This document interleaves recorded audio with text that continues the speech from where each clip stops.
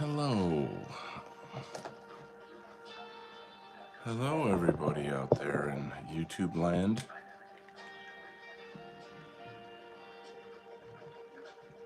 It's time for another friendly art chat.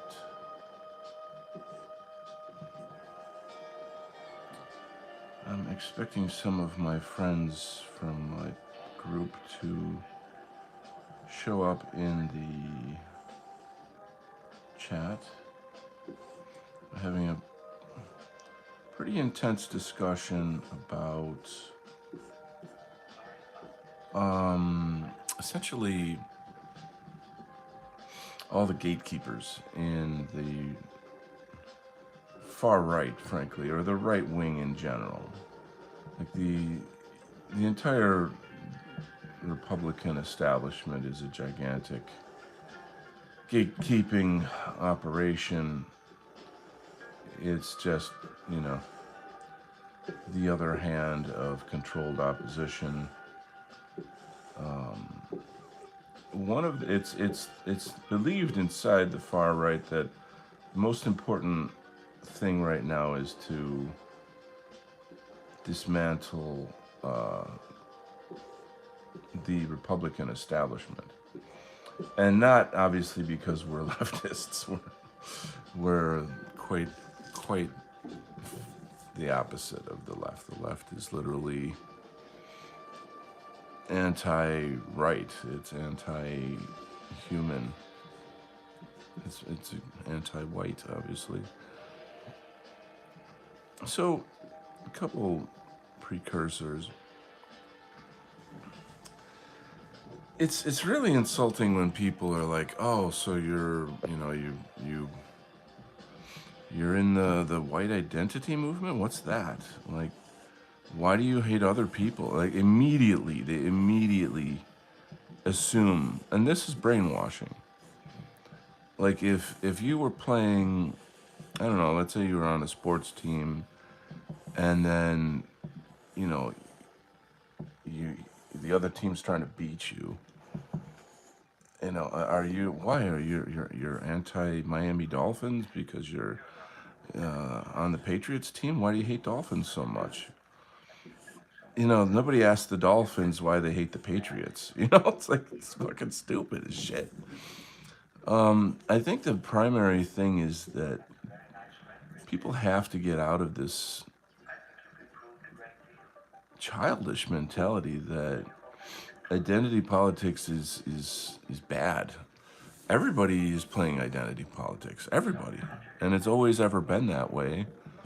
The likelihood of that changing anytime soon is nothing.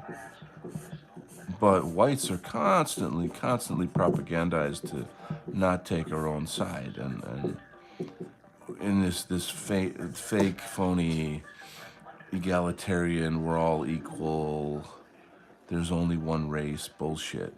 That is nothing but a psyop to screw us.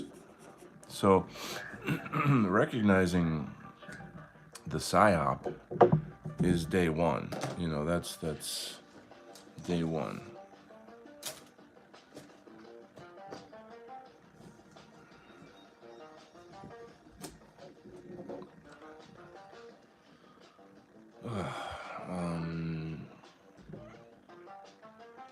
The discussion we were having, though, I'm like, I don't know how to put this, but like, I'm a super strong anti-black pill guy. When I say anti-black pill, I mean, the circumstances are bad, everywhere, in the Western world. But if you fixate on that and make that your whole personality or your whole, I don't know, orientation towards politics, then you're doing your enemy's work, And I don't blame people who live in countries where if you post a spicy meme, you get 3 years in jail. Like, I don't, that's fucking evil. And and beyond.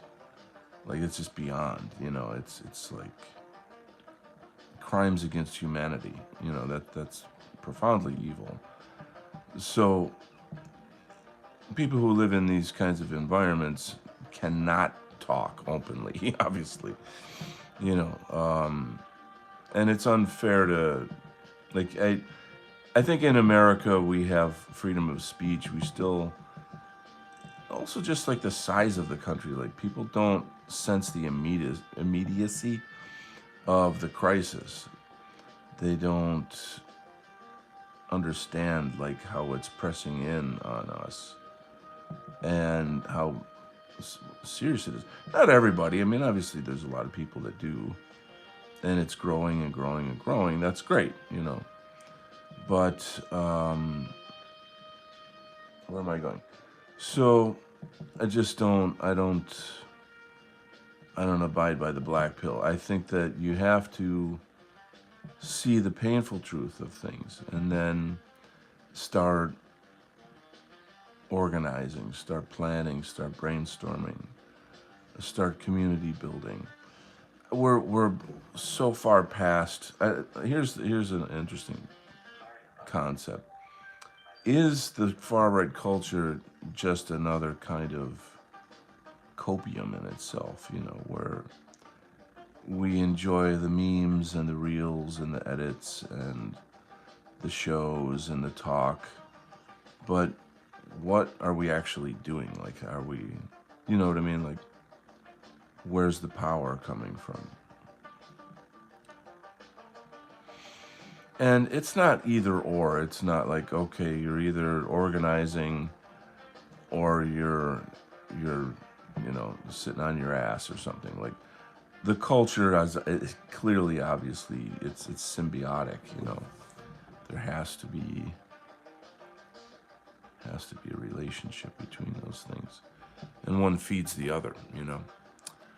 Blah, blah, blah. So, yeah, there you go, and now you know, forevermore. Let's see what we got here.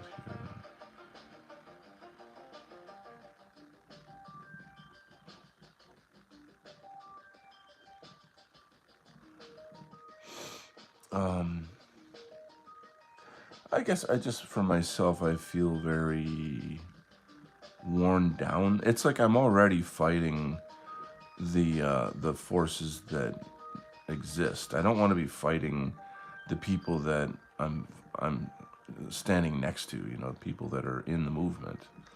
You know what I'm saying? It's like that's pulling my energy away and pulling me down. You know, so I'll, you know, we're comrades if you want to. I don't actually. I shouldn't use the word comrades. It's kind of a communist sort of. You know what I'm saying? Um, what what what should right wingers call each other? Brothers? How about that? Oh boy, oh boy.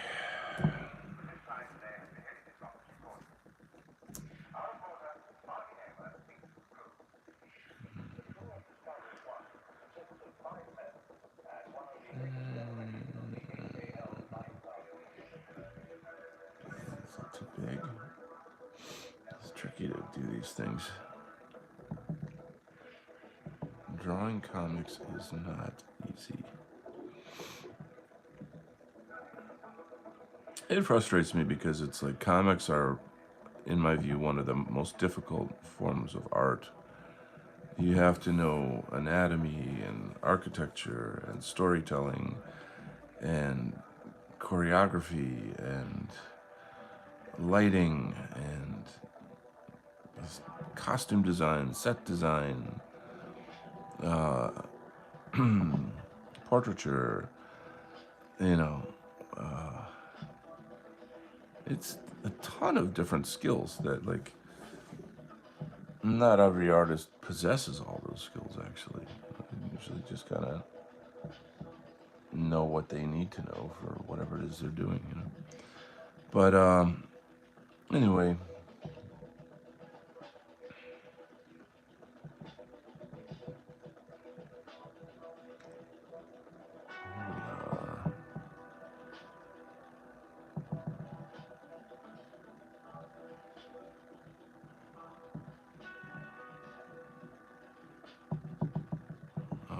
let's say hello to nobody. Oh, we got 6 people, but anyone want to say hi in the chat for a second? Just let me know you're here.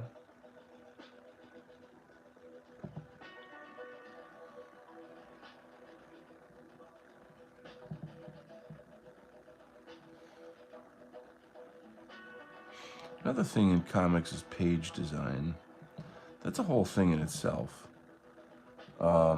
I don't know if anybody, I mean, when you just look at an entire page of something, you oh wow, we went from 6 to 2 people, guys. That I don't know why 4 people like left. As soon as I said introduce yourself, they all bowed out. Maybe they're Antifa, maybe they're like, oh no. Which are, I mean, are they even harmful anymore? You know, it's like, I don't know. It's just basing your whole existence on hatred of patriots is kind of pathetic, really.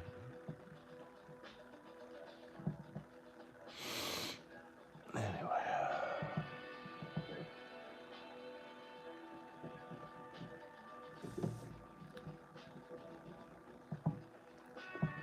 So you're gonna have to bear with me. I've got a little cold.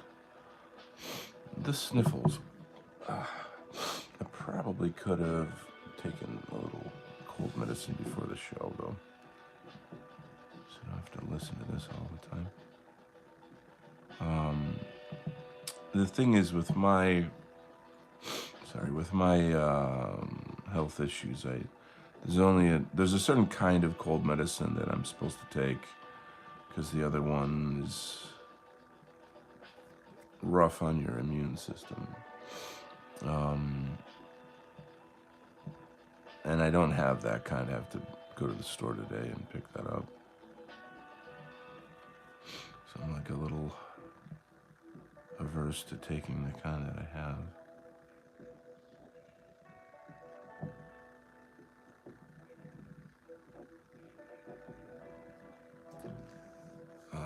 Howdy, hello to Archangel Morsang 5249.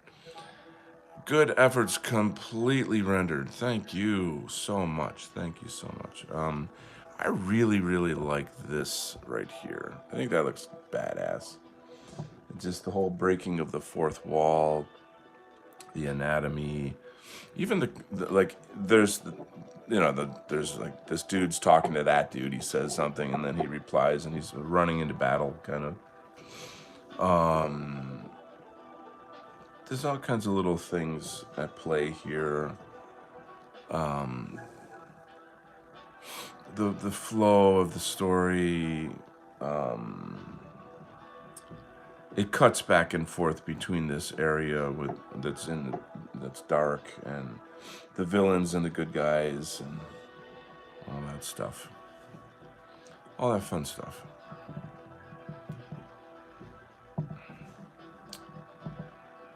Anyway, let's get moving here. So there's been a number of things that have slowed down production, unfortunately, but we'll just keep kicking. Keep kicking, baby. Keep on keeping on.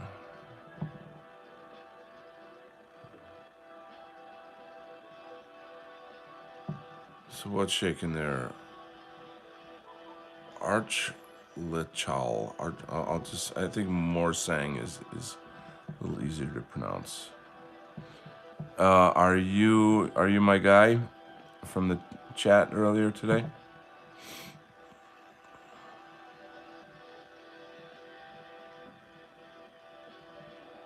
I was musing a bit on that whole topic about the gatekeeping and this and that. On the topic of, say, Nick Fuentes, for example, I guess there's this kind of tendency towards what you could call saviorism, and that's, the idea that we're all gonna, whoever has the loudest voice and has the most influence, the biggest microphone is, we all rally around that person, and that's what's happening, and maybe that we fall for this idea that like, oh, this person's gonna fix it all and save us and blah blah blah blah that stuff. So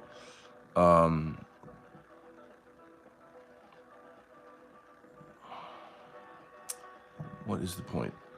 So I guess the discussion is that, what are we doing to save ourselves? Like, why are we sitting around expecting somebody else to do it when,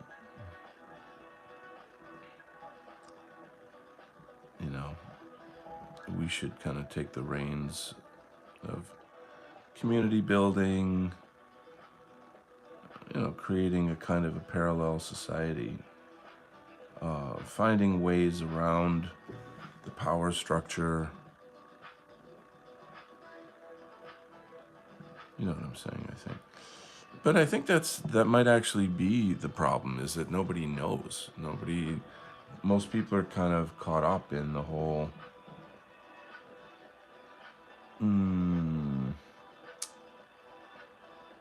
just I guess the cycle of watching shows and reels and, sort of armchair politics, so to speak, I'm guilty of it, per se. Granted, I'm out here making content, though. I'm not just sitting around, eating potato chips and drinking Monster drink, watching Agartha reels. By the way, don't drink fucking Monster. I feel like the whole Monster drink Agartha reel thing is a psyop in itself, because that's slop, that's poison, it's unhealthy. And I know that it's sort of associated with the far right just because of, like, gym bros and all that kind of shit or whatever, but like, there's healthier things to be drinking out there instead of that.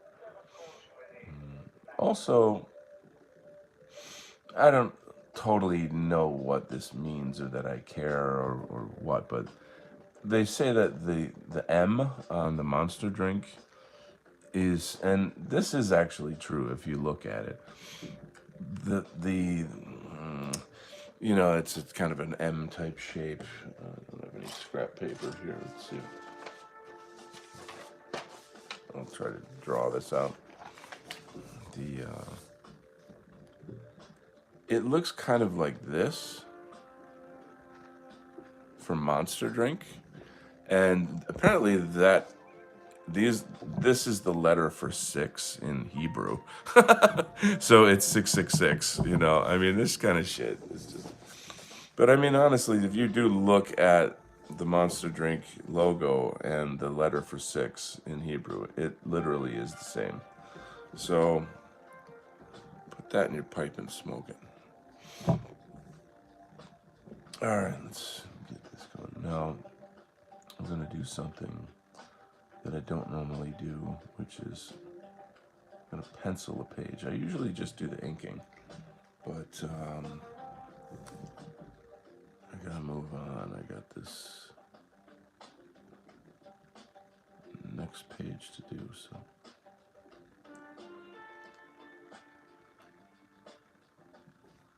Coming right up.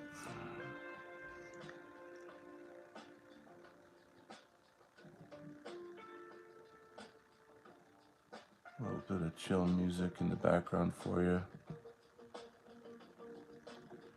I've been using these, these other channels for music on my show, because it's just like background music that isn't copyrighted. You don't have to get a strike or whatever. Anyway, yeah, I don't get a strike, but I get you cannot monetize this. I'm like, well, you don't allow me to monetize anyway, so what the fuck does it matter? YouTube is, yeah, I've got a couple hits, as you can imagine. So I can't monetize the channel. Um, One way I'm getting around that is that when I start my show in January, I have a little QR code that I'll have up in the top of the screen in the corner, and it just goes to my Venmo so that people can send me donations. And that I find that there's a lot, people are very generous in our sphere. They definitely put their money where their mouth is. I've gotten some nice donations over the years that just help, you know. There are those services like, I don't know, buy me a coffee, or, you know, I forget what they're called. They're just super chats, you know.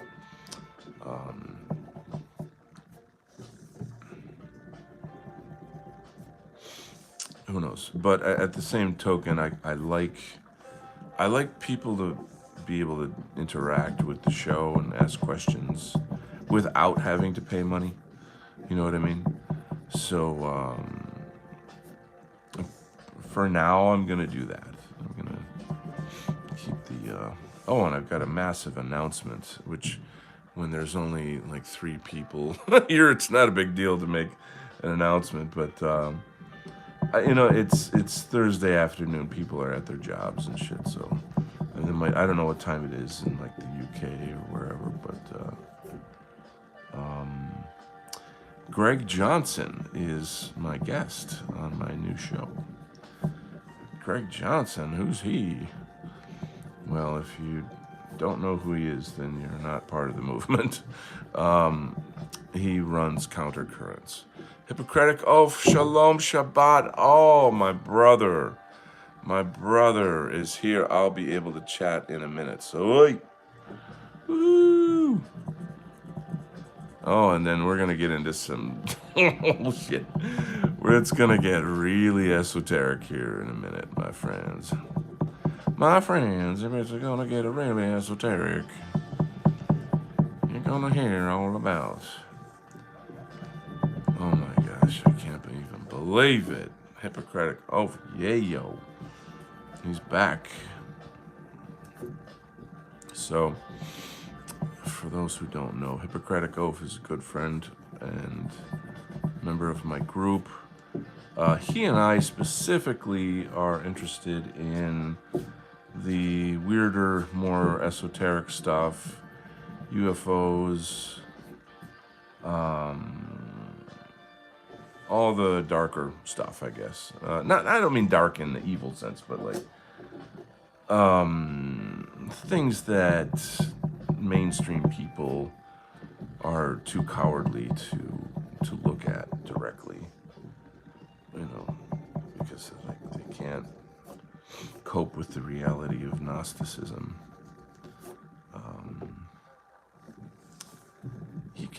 It honestly, it takes a lot of, I don't know, what is it, courage? I don't know, what is it that makes people able to see the truth and other people deny it? Like, what is that? That's a kind of an interesting topic. I think people that deny the truth tend to be very fear-based. They tend to be very like future oriented, where it's like, oh, we gotta worry about getting that thing done now, because if you don't, then something bad's gonna happen in the future.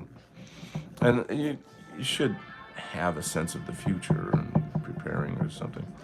Even Nick Fuentes just said, like, if you're not prepping right now, then you're crazy or something. Like, you have never been more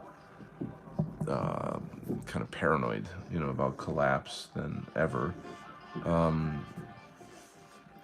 Did Trump announce war with Venezuela the other night? People I know in the military say it's coming.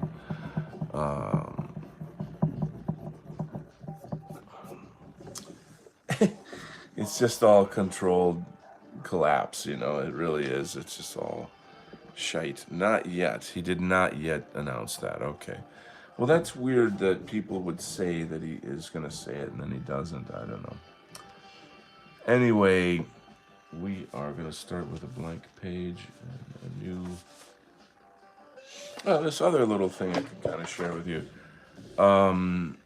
It's very, very light. I don't know how well you can see it, but it's King Arthur taking the sword from the Lady of the Lake.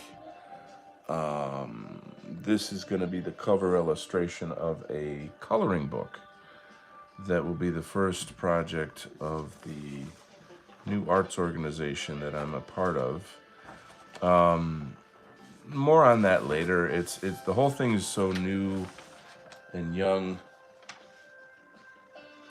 that it's not quite time yet to really talk about that, but we'll be getting there as the clock turns. Sorry, I'm trying to grab a sheet of paper here. Hold on. Come on, paper. You know when you want a sheet of paper and they all stick together? Anyway, maybe I should stick to a topic and then complete the topic. So, where was I going? I was all over the place. Let's see. Shit, where's my ruler? So that's part of the deal is like I'm working on pages and trying to impress people with my vast knowledge of esoterics. The hell. Look at this old. Wow, man, you can literally kill somebody with this freaking thing. It's like a knife, almost more like a architectural draftsman tool. Anyway, esoterics, Venezuela, Trump, the movement, culture. Where are we going? So, on the topic with Hippocratic Oath, we talk about. Let's just get straight to the meat here. So, what's the connection between the whole UFO agenda and Gnosticism? What is Gnosticism? It is the cosmological view that Earth is a prison planet to harvest what they call loosh, which is the suffering, the energy of human suffering. That the human body itself is a prison designed by an ancient false god, Yahweh of the Bible, the Old Testament, or Yaldabaoth in Gnosticism.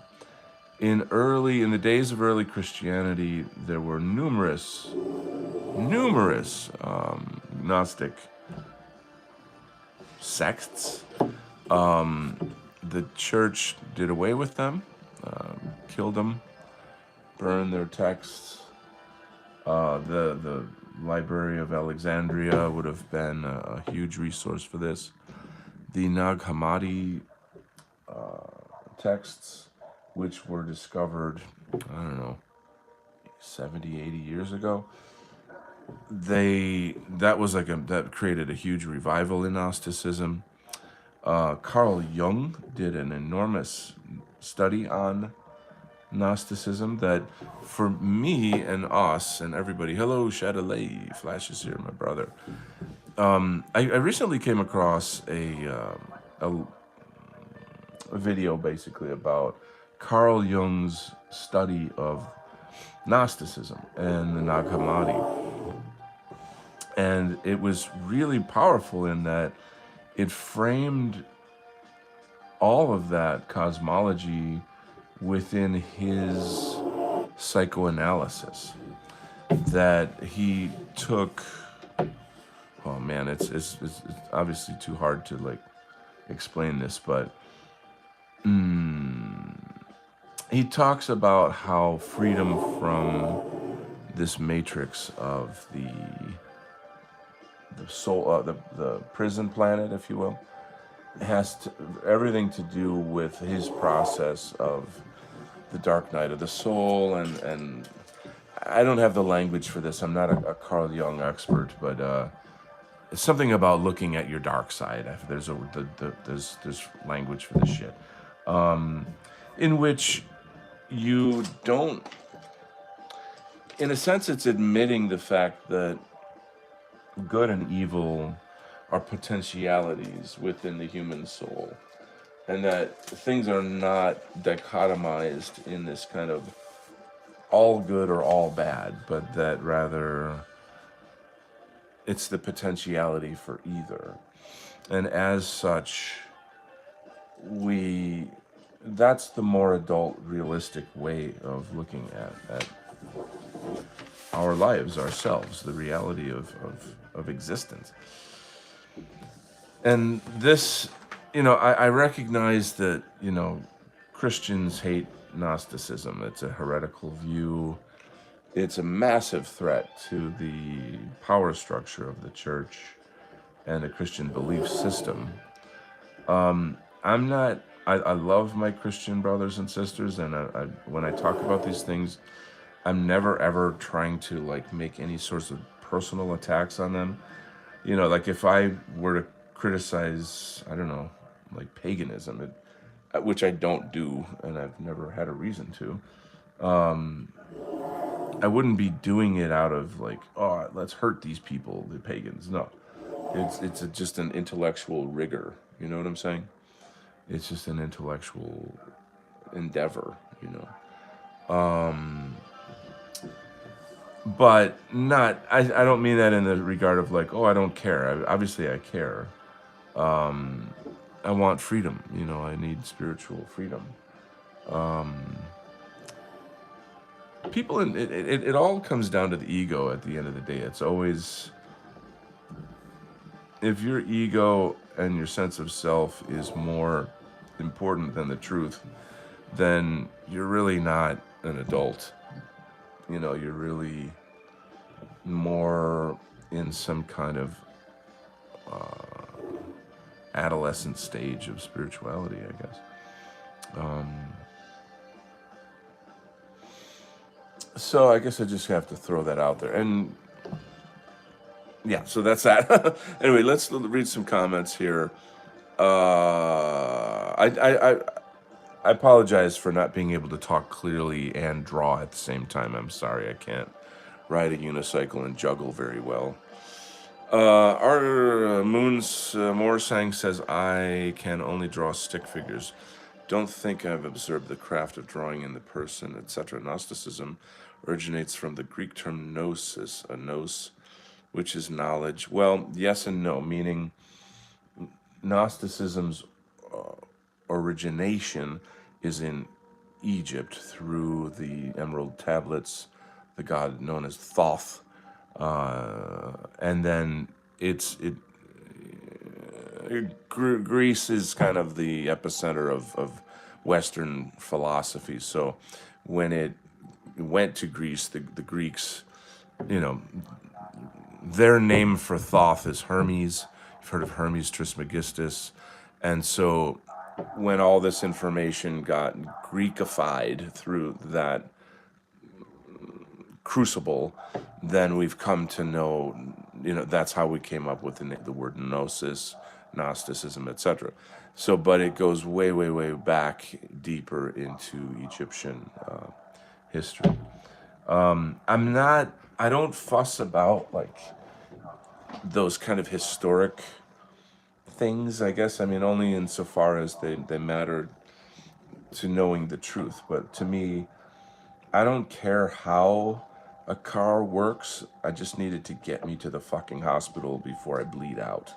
Do you get my point? Like, that's how I look at philosophy and religion is, I don't, you know what I mean? There's a lot of people out there that just are obsessed with factoids and just, they live in this glass. Not that you do, I'm not saying you do, but I'm just saying, like, in the years of study that I've put into trying to understand Hermeticism, Gnosticism, there's just bogs and jungles of people talking about it and the history of it and all the noodly ins and outs and just the weeds and stuck in the weeds. And I'm like, fuck's sake, I'm gonna die before I find the truth of this shit. Just like get to the fucking point. That's again, no, I'm not projecting that on you, but there you go, and now you know. So we're gonna do a rough. This is how the drawing. This is gonna be probably. I hope this isn't boring to you guys, but this is essentially how these things work: is you rough out stuff. So let's read some comments. The scribes of ancient Egypt had a patron deity of Thoth, who prescribes both inspiration and talent unto the letters of literature. Marvelous. Rosicrucian Gnosticism is a syncretic analysis of Abrahamic and Talmudic analysis of the Creator. You know your shit. That's awesome. That's very awesome. It's good to be in your company. Yeah, Rosicrucianism. So here's an interesting sidebar to that. I recently saw something about somebody saying that like the Talmud is like it's in a sense it's a legal document where rabbis have been trying to find ways around the teachings or the rules of the Torah. You know, to say like, you know, if the Torah says you can't eat pork on a Sunday or some shit, then the Talmud is like, unless you're wearing the color purple and standing on one leg, you know, like that's pretty much what this person was trying to state, was that it's not a religious book per se, but rather, you know, a means to try to get around the laws and rules of the Torah. That I don't have a dog in that fight. I don't give a shit. To me, the Talmud is pure evil. I don't really know much about the Torah, to be honest. Outside of just the general fact of like the Jews want to genocide white people, you know, like that's the only thing that matters to me in that area. But yeah, I mean, I've been kind of tempted to maybe look into the practice of Rosicrucianism, just because it seems to be very well established and they're very systematic, you know. And I've been talking about, well, how do I learn these esoteric practices? But then there's the whole what's it fucking called, Kabbalic dimension to it. I'm like, no, you know, I don't want to be associated with that. So probably no.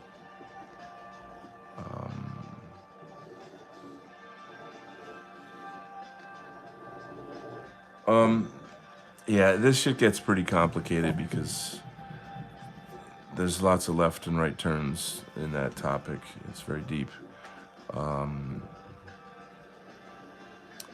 don't want to make some sort of definitive statement that I have to like take an hour to explain why I didn't mean that or something, you know. But where is Hippocratic Oath? So he sent me a video, forget the lady's name, but she's deep into remote viewing. Another thing I wanted to mention is how I'm noticing that when sort of the red pill conspiracy theory culture gets sick of like the Jews basically and that whole narrative, what's next? Like what's the next step to satiate their fascination or their interest in learning about, you know, the Matrix or whatever? And what I'm finding is Gnosticism is the next step.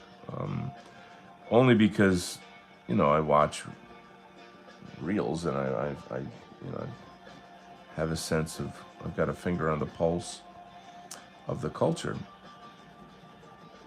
And interestingly enough, that's actually happening. So we'll see where it goes. We'll see how that pans out.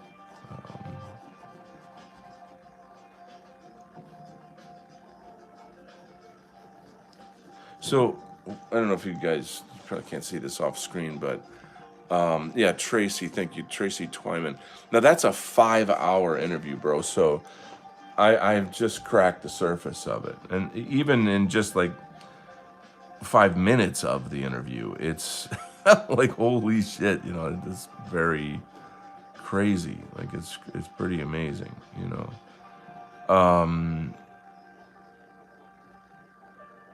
Yeah, so that's a lot going on with that business.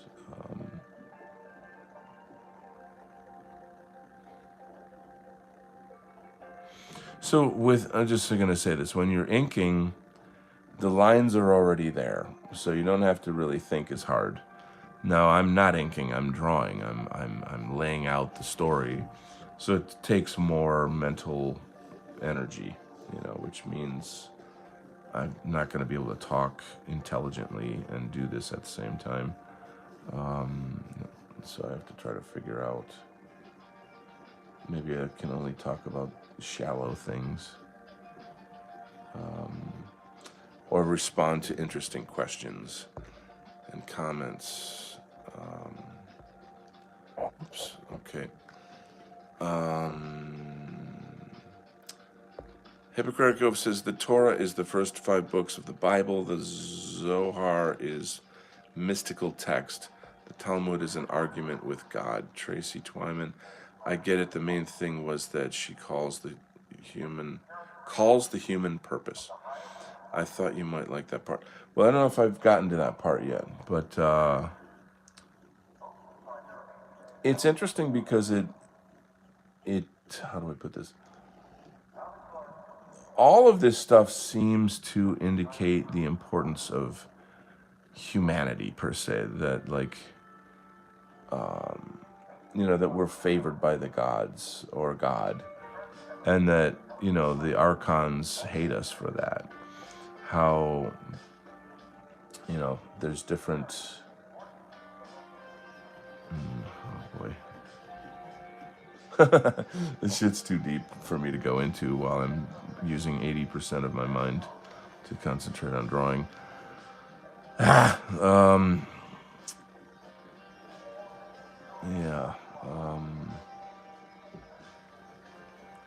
What can I do?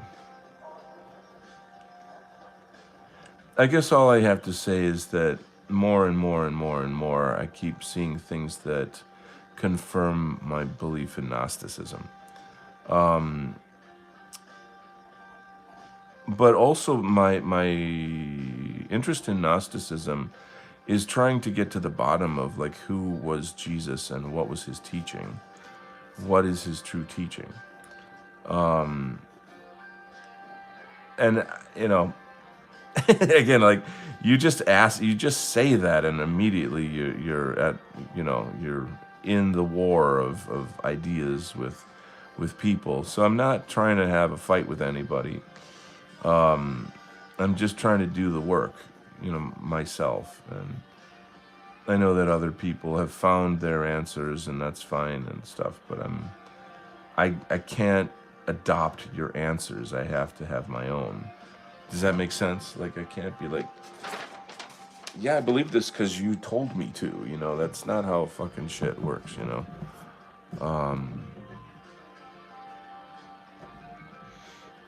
Anyway.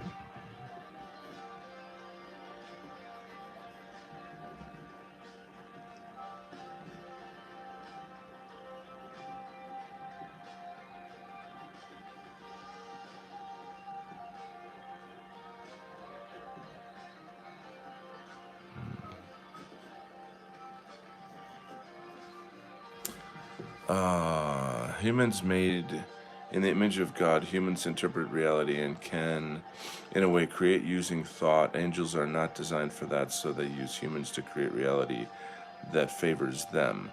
Yeah, no worries. The craft of drawing is fascinating to observe.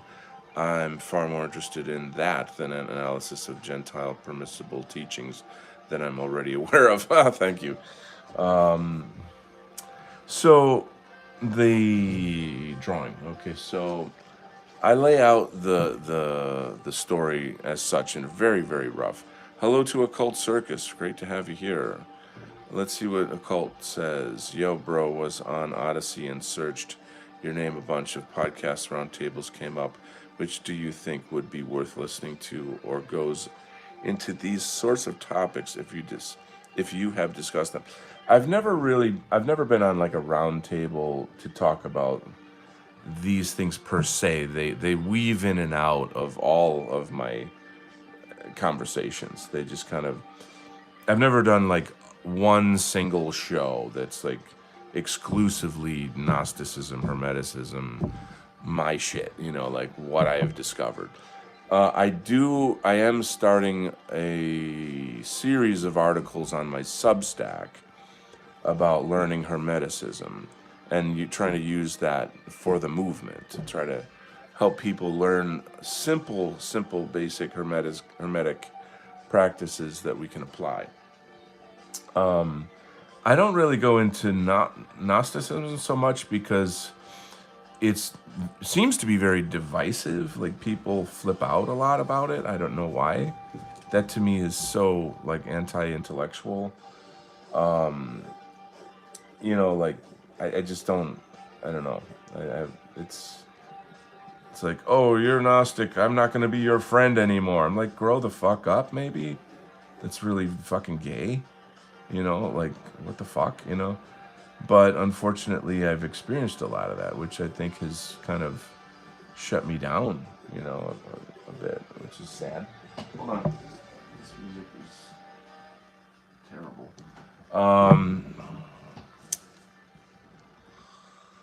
But I guess I could or should. It's sort of what it's sounding like. Off the top of my head, I'm trying to. You know what? I post the links to the videos that I watch in my Telegram. So like my Telegram is the place to be for that. I occasionally will do that on my Substack or my Twitter. I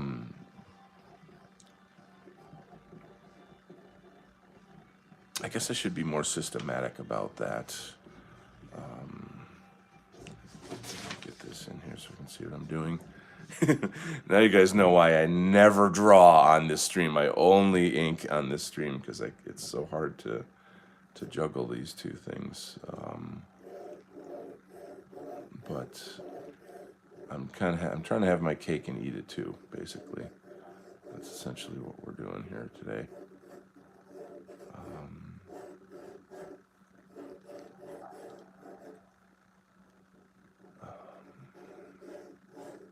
And I'm probably failing at both.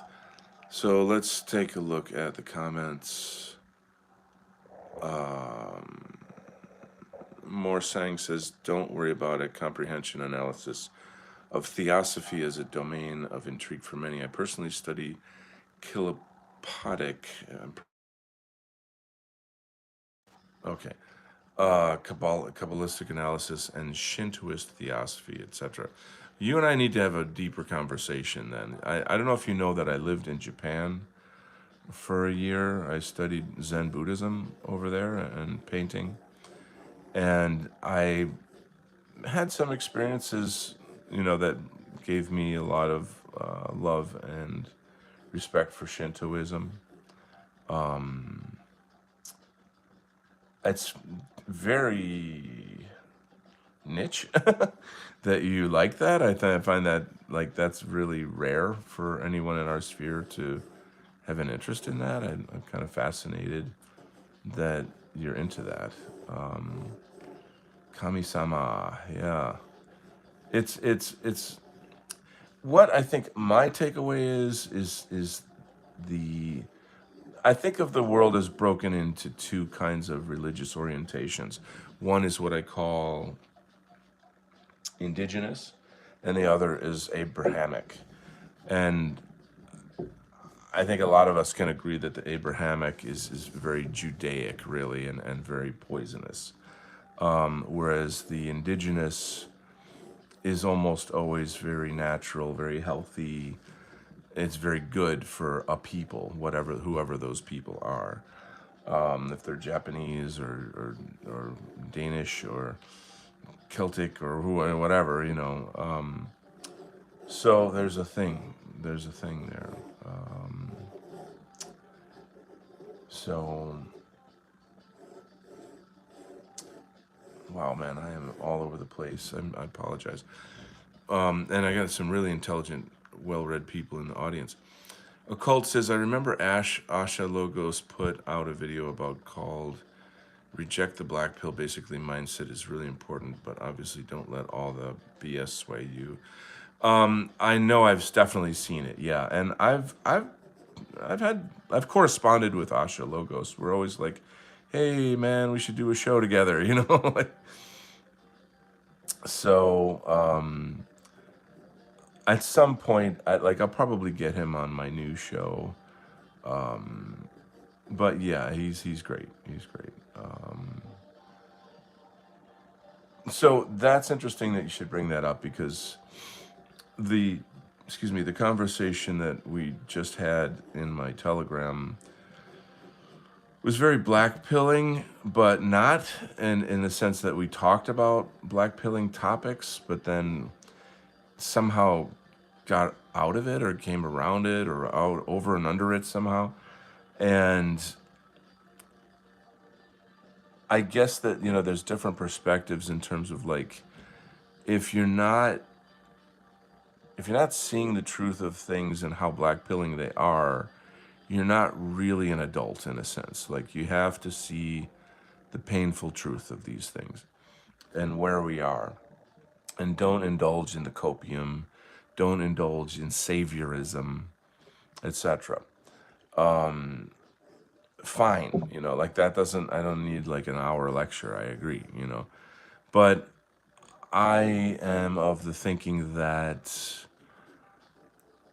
I don't know, people who, I don't know how to say this, like, the black pill is a type of heroin. It's a kind of a highly addictive heroin. And people get really, really sucked down into it badly. And it's super unhealthy. And it does the work of our enemies for us. I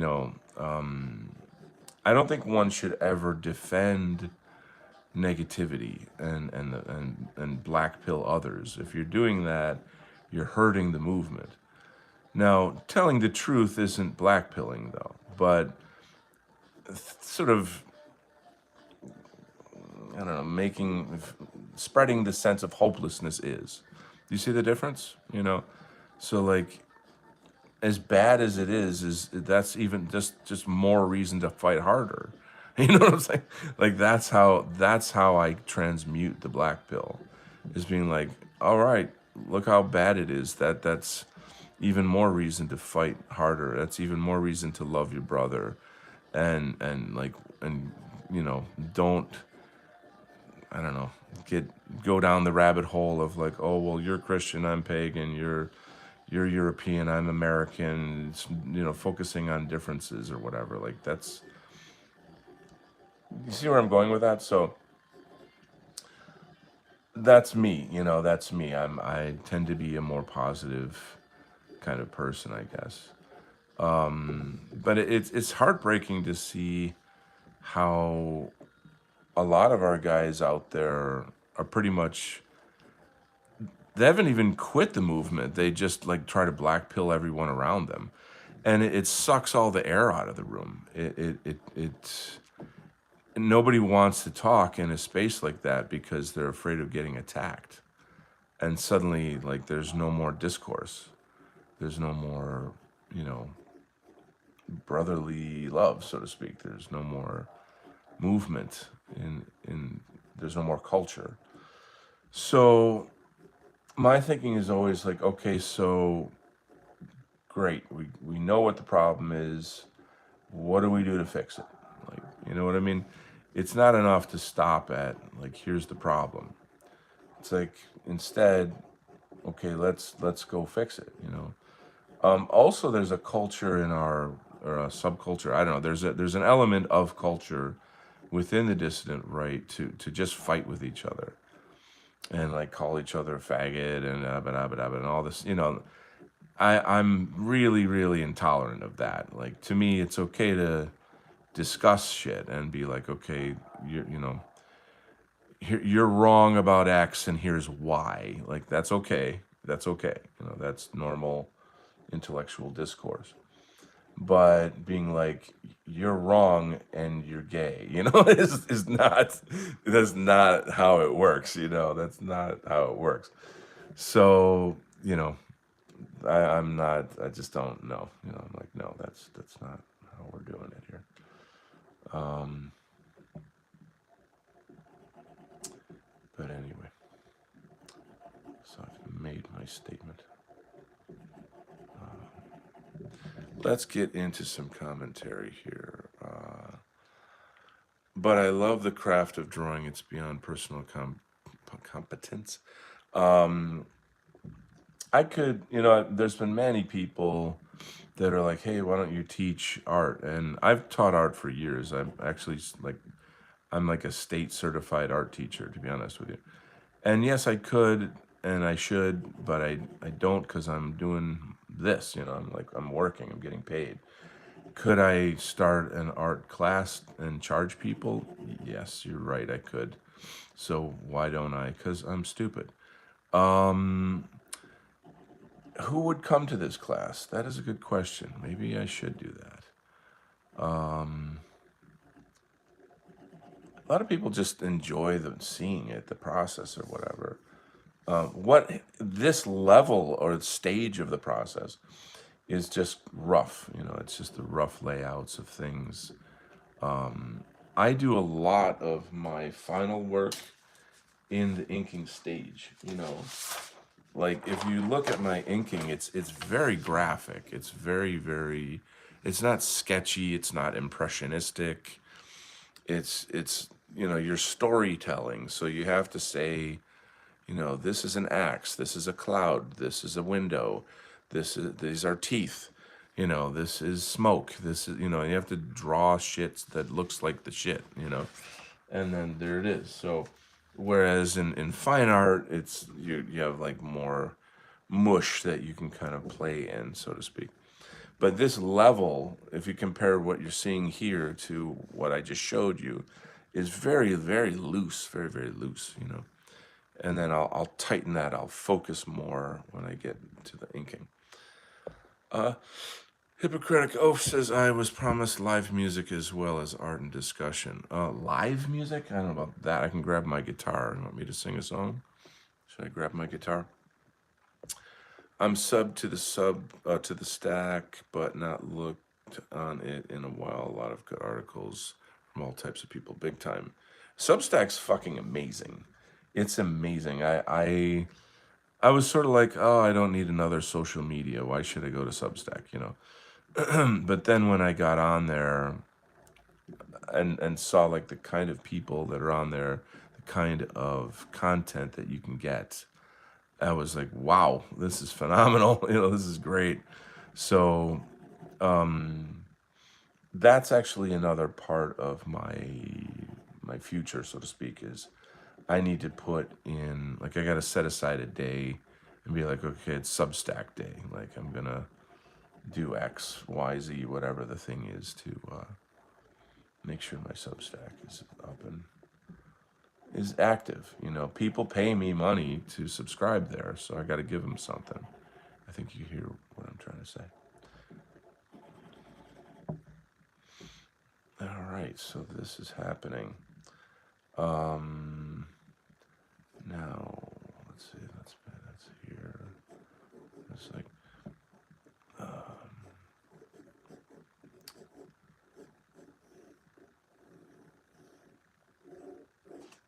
so. I'm just like eyeballing the what do you call it? The perspective drawing. All of that stuff is just instinctive to me. Like I don't know, I just do it because it's like in my soul. But then you know later, and then if there's always got to be these big dead spaces where all the text can go. So that's basically that. Let's get down to the meat here. We got Now we got our main character. He's got this crazy sword. Oh, really? If you ever get the chance, have organize an interview with Shintoist monk. Um, if you can send me a link to him, I would love to check that out. That would be wicked fun. Isn't Shinto the native religion and Buddhism is the foreign universal Catholic religion? Oh boy. You're funny. You're funny. So yes, Shinto is the native religion of the Japanese. Buddhism comes from India, traveled north and south into, Tibet, China, uh, down into Thailand, and that Southeast Asia, um, and then Korea and Japan. So yes, Buddhism is not ethnically Japanese, and there have been analogies between Catholicism and Buddhism, but I would say that's probably more Chinese Buddhism. That's definitely not Theravada, like Orthodox Buddhism is not all about images. Tibetan Buddhism is combination of the indigenous Tibetan religion, which is called Bon, and that is just a shamanistic, occult kind of practice. That's you're going into very, very deep territory. I practiced Tibetan Buddhism for like 10 years. And it's not something I talk about on this show, but maybe I should. I don't know. Anyway, yeah, I would love to meet this Shinto dude. That would be cool. That would be mucho coolio. That would be wicked.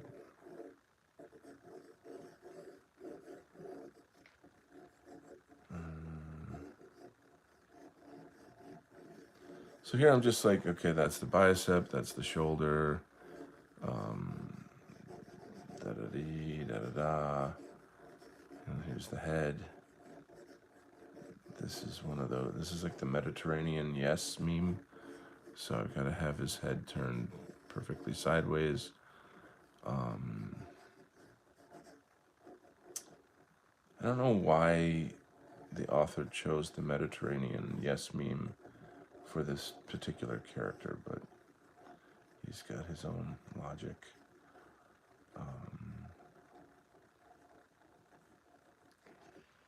And so that's the primary layout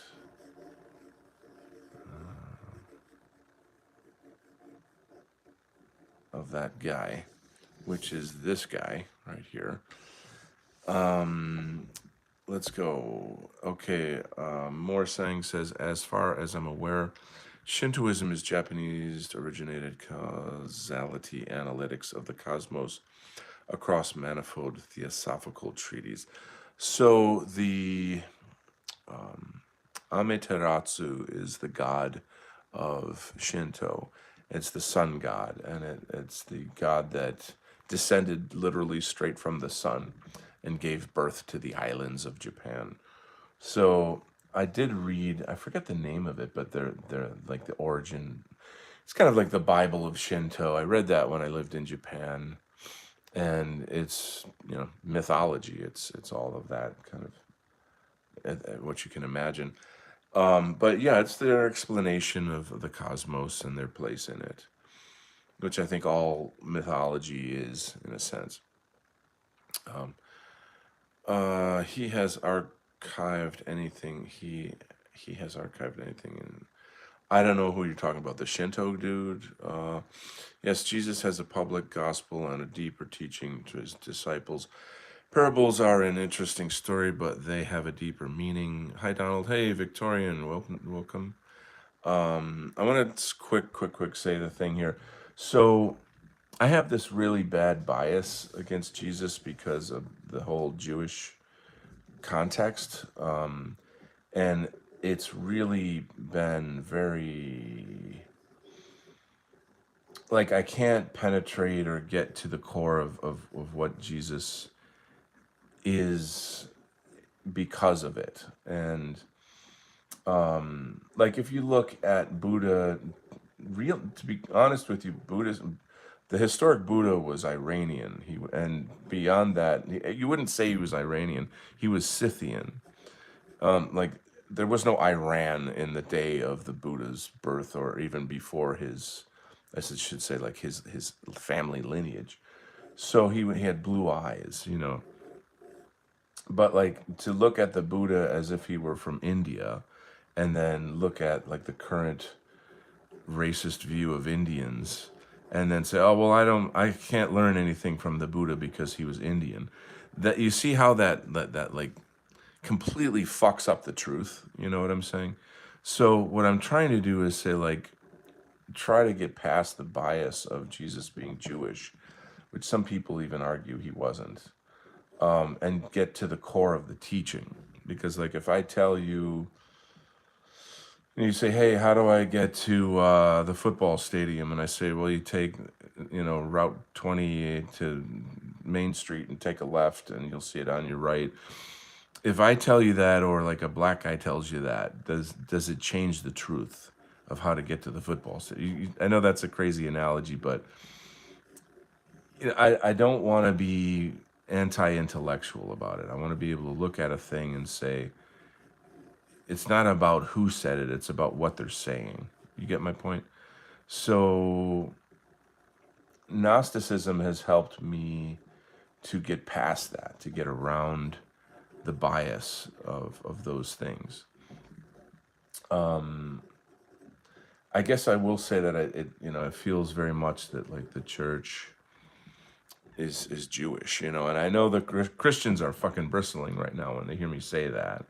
And I'm sure that there's ways and means that they can say, no, that's not true, and here's the historic data, blah blah blah. But to me, that doesn't matter, because the church is not where my salvation is. It's the teachings. You know what I'm saying? So Gnosticism, for my dollar so far in life, is where I'm finding those answers. And all of it kind of sort of comes back to Hermeticism. And, like, here's the goods, like, this is how you do it. This is the technique of it, understanding XYZ. But it seems to be more than that. It also seems to be human beings have the stuff, whatever it is. Like, we've got something about us biologically, intellectually, spiritually, that somehow enables us to have these things that aliens don't have, that archons don't have. They weren't sort of genetically designed for what we can do. The Buddha teaches that to be born as a human is the best incarnation that you can have. No other form of incarnation has the capability for enlightenment that humans have. So when you're born a human, it's so rare and so precious that you should not waste it. You shouldn't waste a moment of it. And so, that's a pretty heavy thing to say in light of everything.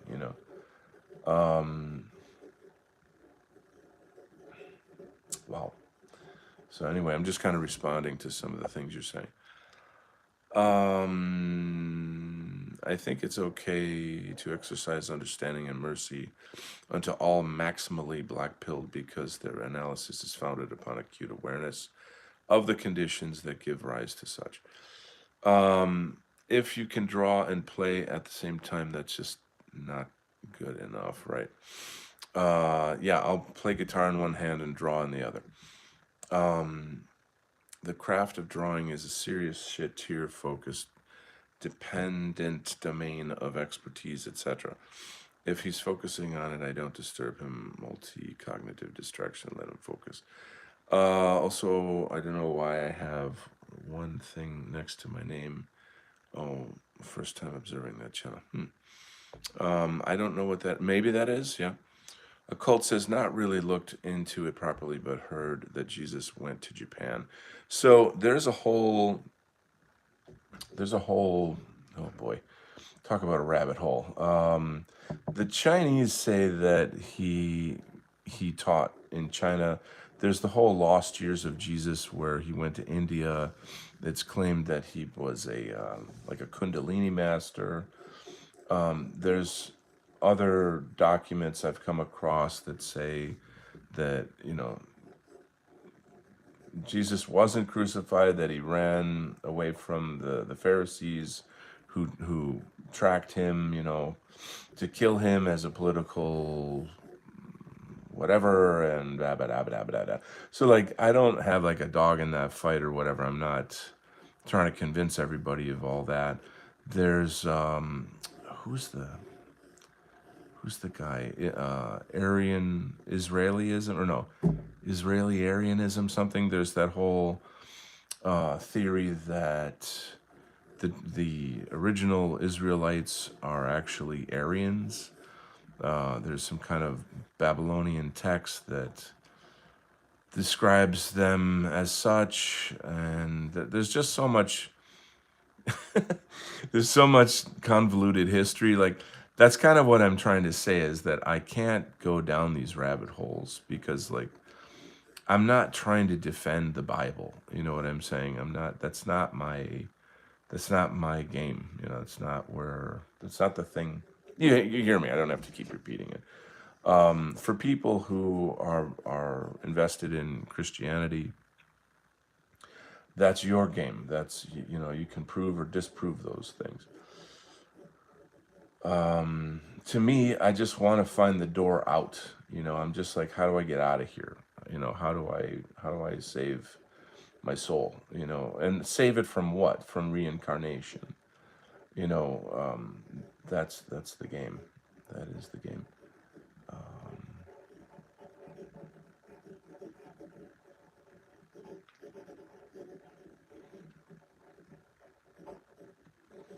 All right.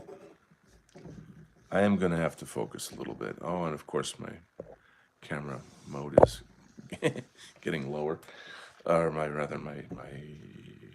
battery.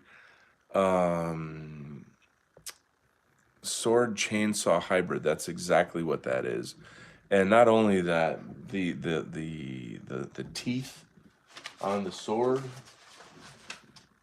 Yeah, I'm trying to find the image. Yeah, they come from this creature. This kind of it's called the waifu, and they're like Japanese mermaids that have these kind of like bone spikes that come out of their hands, and so they're very powerful. They can tear metal and things like this, and anyway, they blah. So yeah, there it is. This world is a very, it's got many layers in it. When the book comes out, I think people are going to be analyzing it for quite a while. There's a lot of depth to it. Probably confusing to some people, but the website has a lot of like origin stories and more lore to dig into. Anyway, Krishna's claimed Jesus was one of them. Yeah, this is what I'm saying. Yeah, so but again, to me it's like that's fine, but how do I become Christ? You know what I'm saying? Like how do I escape the matrix? You see where I'm going with that? Like that's what matters. And those things back it up. That's fine or whatever, but I'm not, you know, that's not really where I'm at. Victorian, kind of like the Chan sword from Warhammer. Oh, okay. I don't play Warhammer. The Nazarene got around. Yes. So here's my argument is like, if Jesus is the most important person in history, how come we only have like 3 years of information of his life? I find that completely fucking sus. Like that's totally sus. Like what the fuck? You know, that's you want me to like buy into this. This is the most important person for all humanity. Oh, but you know, we don't have any information about his life before 30. Like, are you fucking serious? I just like, come on, you know. Now the Buddha lived till 80, and his whole life is filled with teachings on how to escape reincarnation. It's just nothing but that, you know. That's why I became Buddhist, because I was like, I need answers. I don't need riddles. Ew, oh, it says here, and oh, and that person argues over there, and blah blah blah. Like, I'm gonna be fucking dead by the time I figure that shit out. I need the fucking answer. Get me out of here now, you know? So I'm frustrated with that. It's just like worlds and worlds of hair splitters, you know, like the kind of like what's his name? Dyer dude, I forget his name. His name slips in my mind. And all he does is like focus on like this book says that and that book says the other thing, and that's why this is true. And I'm like, okay, you know, that's a type of hell in itself. Is like factoid hell is what I would call it. You know, and to me, that really is the veil of. That's a type of gatekeeping if you think about it. It's just another form of ego deception where it's like, oh, I know more than you about this, and I can use all these references to beat you in a debate. Therefore, I'm better than you. All right, see you in hell, buddy. You know what I mean? Yes, but I can quote all these books. Okay, you know. This is part of the beauty of Zen is just like the raw simplicity of it. You know, it's just like, fuck all that other shit. I'm being a little crude here. I don't mean to say that in that kind of way. You know, there's value to all that stuff, you know. But at the end of the day, what is it for? You know, I always have this kind of analogy that I use. It's like, what's the sense of learning French and never going to France? You know, like if you're gonna spend all that time to learn the language, then go. You know, go and use it. You know, meet the people, have the experience. You know, get in there. You know what I'm saying? So it's kind of like I know this guy who he's obsessed with learning like kickboxing stuff and like you know, he's obsessed with like his diet and how much he can lift and all this shit. And then when I'm like, okay, well, let's put the gloves on and I'll teach you how to fight. And then he panics and he gets scared and comes up with excuses not to do it. You know, and I'm like, you're fake. You're fake as fuck. You know, like you're vain. This is just vanity. You know, well, there's intellectual vanity too. You know what I'm saying? Well, you know, I went to this school and I can quote all these people and it's like fantastic. Now get me out of here, you know. Anyway, it's so easy to complain. Hi, Zoe.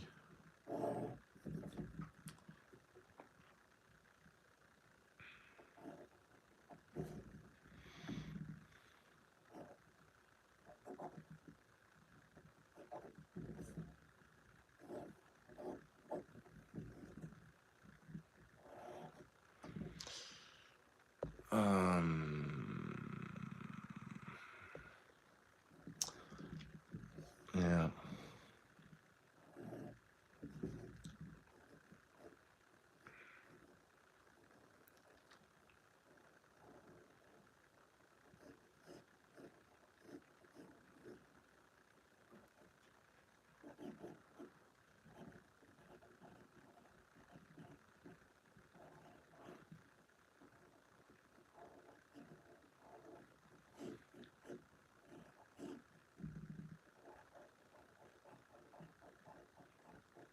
Suddenly I'm quiet.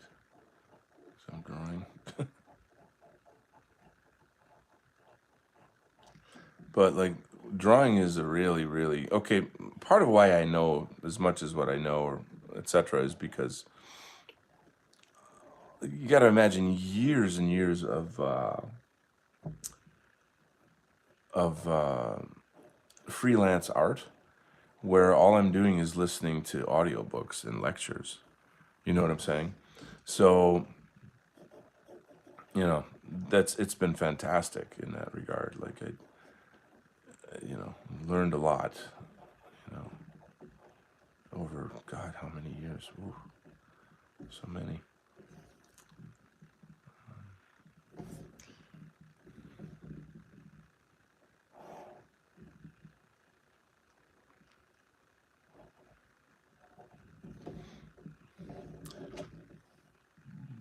Let's take a look at some chats here.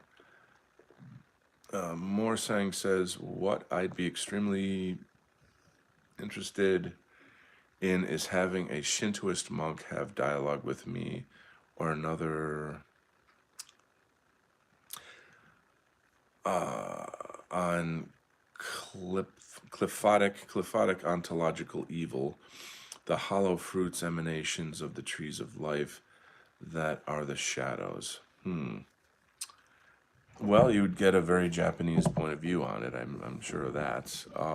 But yeah, in my experience in Japan, I didn't go to study Shinto, right? I went to study Buddhism. So I can't tell you what their philosophy is on ontological evil.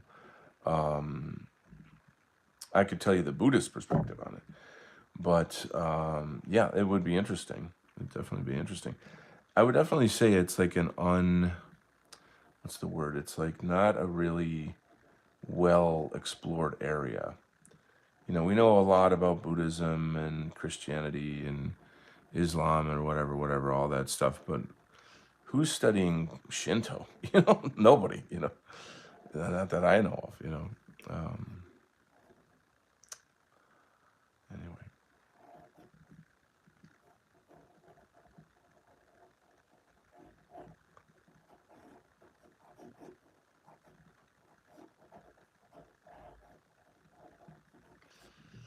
All right. Cast by the Tree of Death. But I love the craft of artists of tending to the craft of drawing because it's very beyond my domains. It's pretty wild if you really want to get into like the neurology of drawing. It's very fascinating. I actually got I got a grant in way back in college to study the neurology of comics, believe it or not. I know that sounds insane. And what it came down to is that the study of how the brain puts together images and words. And I got very fortunate in finding a guy that had many kind of animated models to explain this stuff. It was he was incredible. What a great find that was. Anyway, yeah. So it's pretty astonishing the way that the mind fabricates reality by taking the different inputs from the senses and then pieces those things together inside the organ of the brain and turns it out to become our experience of reality. Fascinating stuff. So in drawing, I already know like what a thing looks like, like the profile of a head, and then I know, say, like how to construct it. There's certain circles and squares and the whatever. So I'm working essentially from my imagination per se. You have three eyes. You have two on your face and then one inside your head. And is it the pineal gland or something? I don't know. That's another discussion. But the one in your head is what you can envision. So, like when I teach drawing, I would start off by saying, okay, imagine, like you can close your eyes if you want or whatever. Like imagine your kitchen. Like what's in your kitchen? Okay, your kitchen. You're there every day. You have your breakfast there. Blah blah blah blah. So, the fridge is here and the table's there, and you can tell me what color the curtains are or the rug or this, da da da da da. So now you're using your third eye, which is the mind's eye, if you will. And then, so, draw your kitchen. Oh, okay, wow, I've never had to do that. That's an interesting exercise. Okay, well, first of all, in order to do that, I need to have the skill of perspective drawing, how to draw a 3D space. And from there, I can scale the sizes of things. Well, the table's this big, this small. It's a round table. It's against the wall, under the window, blah, blah, blah, blah, blah, da, da, da, da, da, and then with these variety of skills, which are drawing skills, then you piece together that image that is in your mind. And so that's kind of what's under the hood of how to draw, if you understand my point. And then there's many, many little tweaky things that you do. Like right now, I'm erasing that shoulder because it's too big, and I just have a sense of like anatomically that doesn't make sense. And then also probably should be a little lower. And later, I'm gonna put clothes on the mannequin, and he's got a certain kind of like a shoulder blade thingy that not shoulder blade. What the fuck is it called? What do football players wear on their shoulders? Shoulder pads. It's got like a shoulder paddy thing here that goes on it. It's kind of cool looking. Blah blah blah. So there's a million processes that are happening in my brain to do this, which is why it's so fucking hard to talk and do it at the same time. Inking, on the other hand, is not that, right? Because I did all the fucking hard work, and now it's like it's dessert, I just get in here and go la la la la dee, dee, dee. I'm just skating on the ice, skating away on the thin ice of a new day. I'm just I'll have a little fun over here and a little la la la over there, and it's just so much fun to follow the lines that I already put down. Yes, there's still an art to it. There's still drawing involved in it, but it's the easy part, and it's the fun part, to be quite honest with you. So I apologize for being so angry. Let's go on here. It does take practice, but you can get fairly good just learning blending dimension and and most importantly, perspective. It does take that long to be a little bit okay. I want to know the syncretic analysis of Shintoist theosophy and Qliphothic Kabbalah. Well, dude, you got it. You got your work cut out for you. That's like, I can't answer that, but I want to know the answer too. So when you find it, bring me along, okay? I would like to tag along. Victorian Time Traveler says, all I know about Shintoism is that it involves a belief in things having spirits. True. That's called kami. Kami-sama is the word for God in Shinto, or rather in Japanese, in Shinto. And kami is life force, or chi, ki, etc. So in English, we call that animism, right? And a lot of the indigenous religions of the world have animism. Hippocratic Oath says Shinto has very few adherents in Japan. The rituals and shrines remain, but very few would identify with it. That's sadly kind of true. I hate to say it, but it's true. But it's still a very important part of their culture, and they'll protect it. Shintoist analysis incorporates pantheism. This is known. What I personally give a massive shit about is the syncretic analysis. Maybe you and I should do like a show together and let's just talk philosophy and stuff. That would be fun. Hippocratic Oath says, I think Bon in Tibet has more followers in Tibet than Shinto in Japan. That'd be a hard thing to really find out, but you might be right. I mean, you got to understand that like Tibet is severely like it's almost crushed as far as like the Chinese communist genocide of Tibetan culture. It's that's another very ugly, deep, painful rabbit hole. Communism is cancer. I'll just put it that way. Yeah. I gotta tell you guys, phone's about to die.